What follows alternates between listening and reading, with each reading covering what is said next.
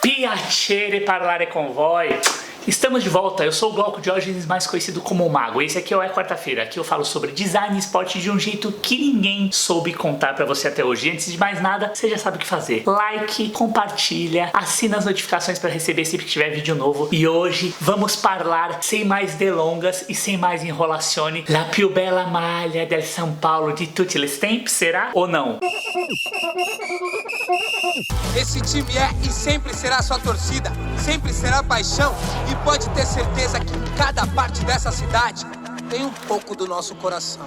Estreou no último dia 6 de março de 2021, num clássico estrepitoso contra o Santos, em que o São Paulo ganhou de 4-0, a camisa oficial para a temporada 2021-2022 do São Paulo. Como sempre, rodeada de enorme expectativa por parte da exigente torcida tricolor, a camisa até que caiu no gosto da galera, apesar de ter alguns detalhes que, pro meu gosto, deixaram um pouco a desejar. Vou fazer esse vídeo um pouco mais dinâmico, porque quem já tá acostumado e familiarizado com a linguagem do canal já sabe como que eu costumo abordar as questões construtivas das camisas. Então, se você tá chegando aqui agora, eu recomendo que você assista este vídeo aqui da última camisa do São Paulo antes dessa, porque aí tem um pouco mais de conteúdo estrutural, digamos assim. Do ponto de vista de modelagem da camisa, a gente tem a apresentação dessa vez finalmente de um Condivo 21. O que é isso? É o template usado para formatar a modelagem da camisa, ou seja, esse detalhe aqui dessa gola com uma terminação em V, com uma base reta, lembrando um pouco que seria uma mistura, um blend entre uma gola mandarim e uma gola polo, dá um destaque realmente diferenciado para a camisa tricolor para essa temporada. Em relação ao modelo do ano passado, as 3 listras da fornecedora de materiais esportivos agora realmente ganharam um destaque absurdo. Se no uniforme passado ela vinha off-white ou branco sobre branco, um tom quase que prateado ou perolizado, em que você conseguia perceber nuances das 3 listas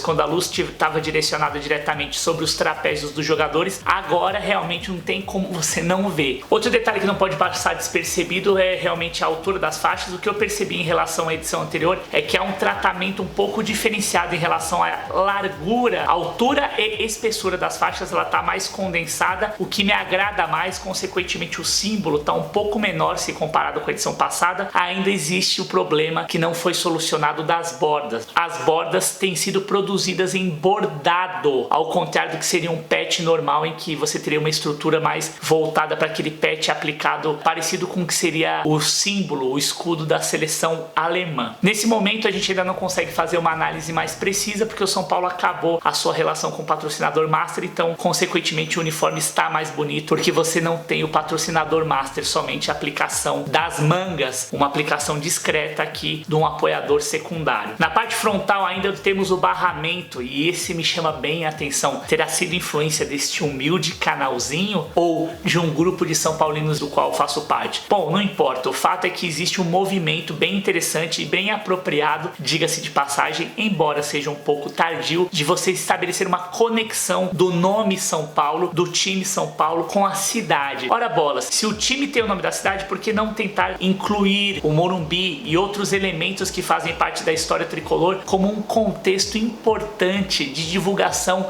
e promoção da atividade turística da cidade, obviamente quando essa se restabelecer. O fato é que tem esse badge, esse selo de aplicação escrito de São Paulo, tens o nome, com o desenho estilizado das famosas calçadas ladrilho paulistano feito em 1960. Aliás, sobre esse símbolo eu fiz um vídeo todo especial de um dos principais rivais do São Paulo, que tá aqui, ó. Recomendo que você assista, porque ali eu invoco e provoco a atual diretoria tricolor, no sentido de que um dos seus principais rivais, que não tem o nome da cidade, se apropria dessa relação quase que umbilical dos seus torcedores com a cidade de São Paulo e usa muito bem pontos históricos para criar essa simbiose, essa relação muito próxima com a cidade de São Paulo. Na parte frontal ainda, um detalhe que realmente eu sou completamente contra, acho que é um dos princípios de design que você tem que tomar mais cuidado, que é esse contraste que foi criado aqui para a gola. Todo mundo sabe que o São Paulo é tricolor, durante muito tempo adotou o vermelho como cor predominante para rivalizar com seus principais rivais, no caso o Santos todo branco, Palmeiras todo verde e Corinthians preto. O São Paulo tentou adotar o vermelho, mas foi repudiado essa ideia pela torcida e agora volta esse contexto de apropriação do pavilhão tricolor. Entretanto, pro meu gosto, pros princípios básicos de design, eu acho que você fazer esse tipo de jogo gráfico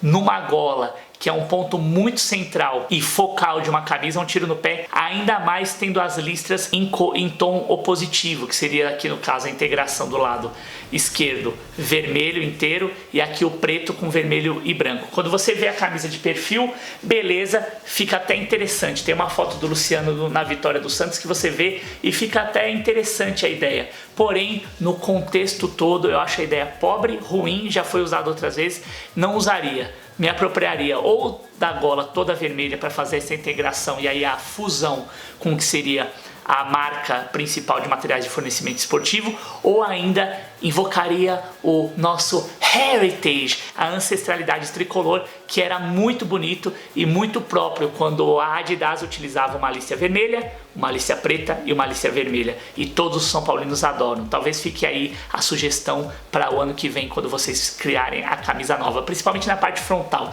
Na parte posterior da camisa, esse desenho da gola ele fica interessante, porque aí realmente você tem o pavilhão tricolor. Acho que ao invés até de usar esse banho de gola de um lado preto integrado com as listas, se você fizesse só a parte daqui, a partir dessa área aqui, dessa metade da gola da parte posterior, um pouco menos da metade da parte posterior, você teria o pavilhão, ficaria estrepitoso. Não é o caso, então esse é o único senão da camisa. Mais para baixo ainda, o nome, a tipografia, finalmente uma bola dente, acertaram em cheio. É uma releitura de um desenho clássico, super importante, que o São Paulo já usou diversas vezes, principalmente nos anos 90, quando foi mais vitorioso. A diferença aqui é que ele está em flat design. O que é isso? É uma cor só aplicada sobre fundo branco e nesse caso em vermelho. Não há nenhum outline, ou seja, nenhuma linha de contorno externa para dar suporte ou contraste, mas não foi necessário porque a solução da fonte mais condensada, ou seja, ela é uma fonte mais apertada, encaixada nas listas traseiras, que finalmente também estão presentes mais uma vez, segunda temporada consecutiva depois da rebeldia da torcida pelo uso da camisa lisa atrás. Aqui eles estão mantendo as faixas e essa fonte compactada, além de ser muito bonita e estar com ar contemporâneo, lembra o passado tricolor e tem uma questão fundamental e um princípio básico de design, que é a legibilidade. Acertaram em cheio dessa vez, inclusive também na aplicação dos logotipos do PES e também da Adidas que estão presentes. Essa daí é algo que é inexorável, você ter a marca aplicada sobre a tipografia. Na base, no barramento da camisa, a aplicação de gazinho também mais compactada, formando um conjunto harmonioso que tem a gola, o nome do jogador, o número da camisa e o patrocinador de apoio e as faixas. Então você tem um conjunto que, apesar de ter bastante elementos e que vai ficar um pouco mais poluído com a chegada do patrocinador master, e que ele seja bem-vindo, mas ao mesmo tempo o uso do design bem feito deu uma harmonia visual importante para esse modelo. Finalizando com as mangas, com os frisos. Eu sempre gosto desses detalhes de frisos, apesar de ser um detalhe muito simplório, você ter uma cor só, a cor predominante. Talvez fosse interessante trabalhar com as listras todas em tricolor como antigamente, mas também fica a dica para a próxima temporada. Por último, alguns detalhes do ponto de vista de conceitual e de lançamento. Os influenciadores que estão sendo utilizados para a divulgação dessas peças são a Ale Xavier, apresentadora do Desimpedidos, e ele também, Ju Canalha, que ganha mais espaço dentro da comunidade tricolor, principalmente quando estamos falando com a quebrada tricolor. Ele um grande representante e também um grande parceiro de canal de longa data. Gosto muito dessa estilização do mapa do São Paulo representado como o uso das peças gráficas, principalmente da comunicação do time nas redes sociais. Você tem exemplos aqui. Aliás, a comunicação do time tem feito um trabalho de design visual muito bom, muito consistente e não é de hoje. O único detalhe que eu achei que ficou meio desconexo das leituras que eu acabei acessando e também dos releases e informações oficiais é a relação e a ode a Tele Santana como a primeira conquista do Tele quando ele chega no São Paulo, né? O Tele que chegou no final de 89,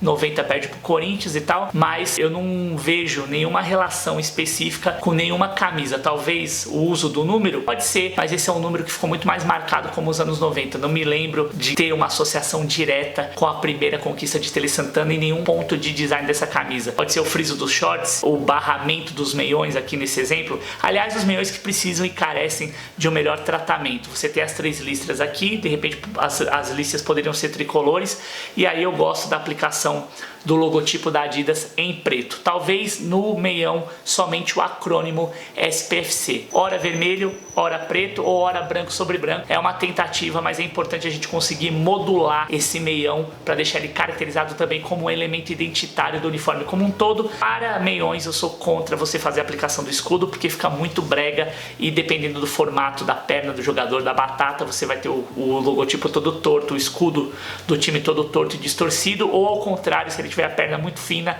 o escudo vai ficar todo desmilinguido. Então eu sou contra a aplicação de escudos nos meiões. Então acho que é isso, espero que você tenha curtido, você já sabe o que fazer, não esqueça de dar seu like, assinar as notificações, compartilhar isso nos grupos de WhatsApp, você já sabe, é quarta-feira, Design Sport de um jeito que ninguém soube contar pra você. Bate do Mago, até o próximo vídeo, tchau!